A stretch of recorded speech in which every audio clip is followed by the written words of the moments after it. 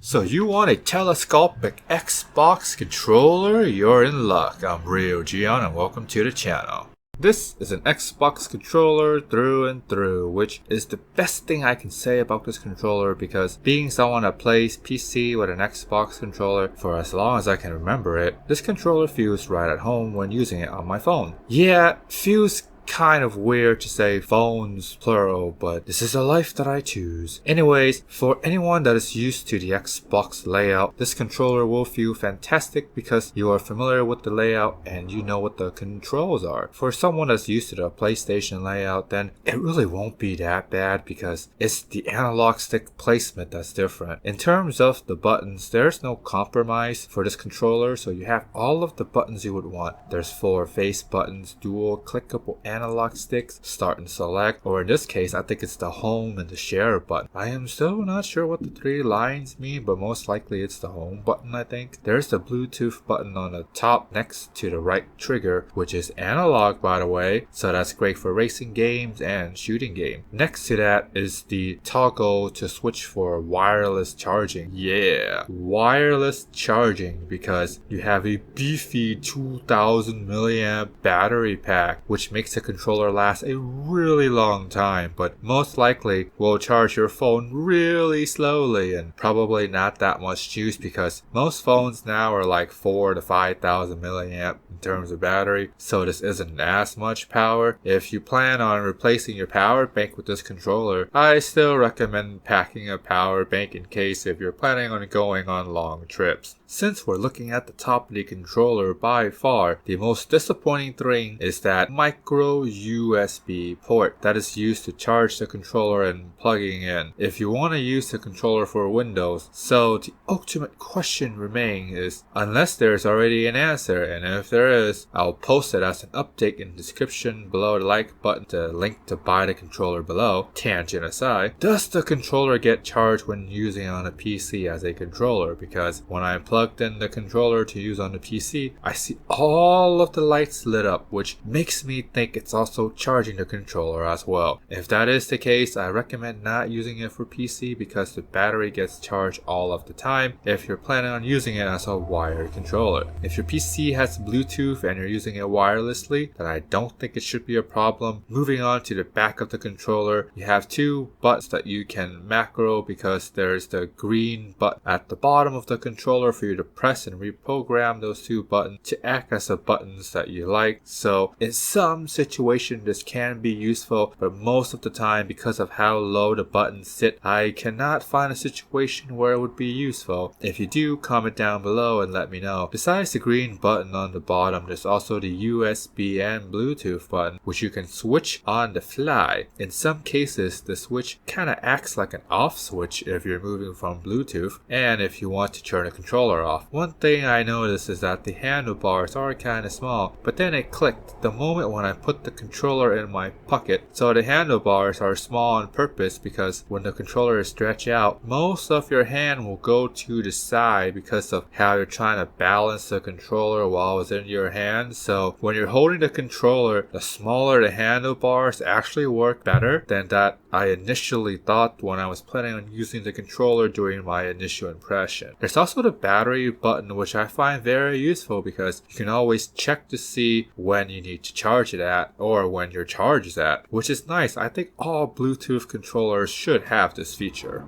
The face buttons feels great. They're actually very tactile, there's a decent travel to them, and they make a sound when you press on them. D-pad's also really good because it is precise. There's easy moments when you pivot. So, like doing the Hadouken move is pretty easy with the D-pad, and playing shooting games on it that's using the D-pad only. I play PS1 shoot 'em ups that only use the D-pad, and the experience is great. Like, this has got to be one of the best, if not the best experience that I have with the D-pad so far in my video game controller reviewing career, if you can even call it that. The R1 and L1 at first feel kind of stiff, but over time gotten softer, or it's just me getting used to it, but I feel like it's gotten a lot better now and they're much more fun to use now because on the PS2 emulators I still use the R1 and L1s as the main buttons to shoot and aim down the sight. For the R2 and L2, they used to feel really stiff when I first used them to the point where it's like I almost wanted to just kind of give the controller back back because it kind of reminds me of the Rig MX controller, and that controller with the R2 and L2 never really broke in for me, so they remain really stiff. Lucky for me, the R2 and L2 on this controller did break in, so it feels much better and softer now. The analog sticks feel kind of rough with the design of the sticks because of how the controller is. The new texture on the stick is really sharp. It does hurt your thumb as I originally used it as. I do believe over time the stick will smooth itself out with more usage. As for the two macro keys on the bottom, if I don't press them on purpose, I would never notice them, which is great because they do not get in the way if you don't want to set up macros. If you do want to set up macros, that could be an issue if you're planning on using them a lot.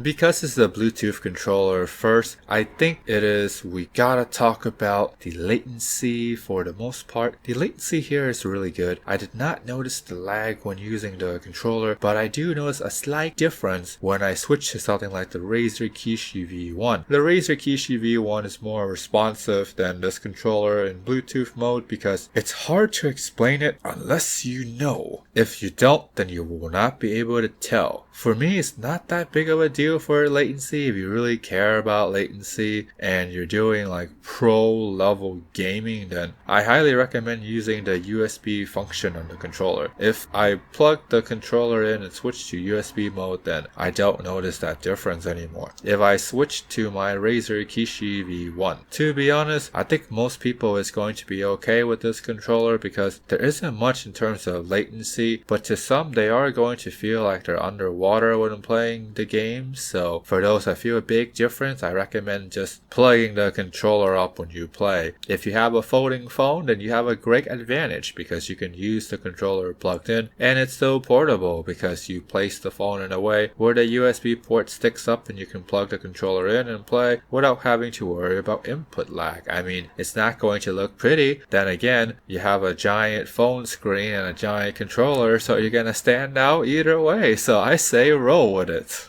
If you have a folding phone, then this looks fantastic. It holds the phone together really well. There are these soft cutouts that the rubber will hold together without scratching the side phone. Also, I'm pretty sure most of you would rock a case with your phone, so this would be great as I'm sure most the controllers would just fit fine. I used the Poco X3 Pro with a case that comes in the box and it fits is fine. That's a 6.7 inch phone and there's only a tiny bit of room to move the phone around about. I have the phone placed in the controller, so I think for those that have larger phone like a 6.9 inch or bigger are probably going to have a problem after you put the case on your phone, because with a 6.7 inch and a case, it barely fits it with little room to move, so it's something to watch out for. For those that have a folding phone, I think you should be fine. I have a Fold 3 that's a 6.2 inch phone, and I was able to make it fit with a decent amount of room left over, so I would say folding phones are fine unless you have something like the Vivo X Fold. I'm sure how that would fit because it's a 6.5 inch on the cover display, so I think you may or may not be out of luck, and I'm not rich enough to try it out, but if you have the phone and this controller, comment down below. Let me know what your experience is. Also, in case if you're wondering, phone sits fine in DS mode for both folding phone and normal phone, but normal phone might be a stretch if you have something like the Xperia. Putting the phone in DS mode might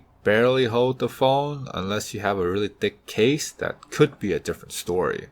As for battery, I'm getting excellent battery life. I think there are times when I use the controller for over a week and not need to charge the controller, so I think it should be fine for most. Then again, most work days I don't play games on my phone as much because I'm at home, so I just play on the PC. On weekends when I'm going out, I tend to play on the phone, and almost every time I check the battery I see 4 beautiful sparkly glowing dots, so it should be fine for most that are using the controller. If you play games like 10 hours a day on the phone, then you might run into some problems with this controller, but for the most part, I think it should be fine. Maybe if you have to charge the controller after a really heavy day of usage, but personally, I haven't run into that as of yet. Personally, for the money, which is $100 retail, I say this controller is a must if you have a folding phone because it literally answers all of your questions. Like, the biggest issue for me is that most controllers that fit the fold with how I want it to fit is Bluetooth straight up. So I do run into some of the controllers that the Bluetooth just crap out on me, and that sucks. For the controllers that are direct input besides the game sir, other controllers make the fold looks awkward AF when using it. So I wanted a controller that doesn't compromise, so with legit analog sticks, linear triggers, and it would fit the fold the way how I wanted to fit it, and with direct input so that I don't run into latency issue or Bluetooth crapping out. So I found my controller, and for the price tag, honestly, it's not that big of an issue because it's something that answers my questions for me. If an item answers my questions, I don't mind paying a premium for it. Honestly, I don't feel like I'm paying a premium for this controller just because it does so many things at once, and it comes with a small stand, so I figured I'd throw that into the picture as well. If you just want a controller as a PC controller, you can put a stand on the controller and it doesn't look funky when using it. Overall, I highly recommend this controller for folding phone users. For regular users, you might also want to check it out, but I feel like you have better options in the market for a lower price point. If you're new, click subscribe, the bell, thumbs up for more content. The links are in the description box below if you feel like buying the items and supporting the channel at the same time with no extra cost to you. You guys stay awesome.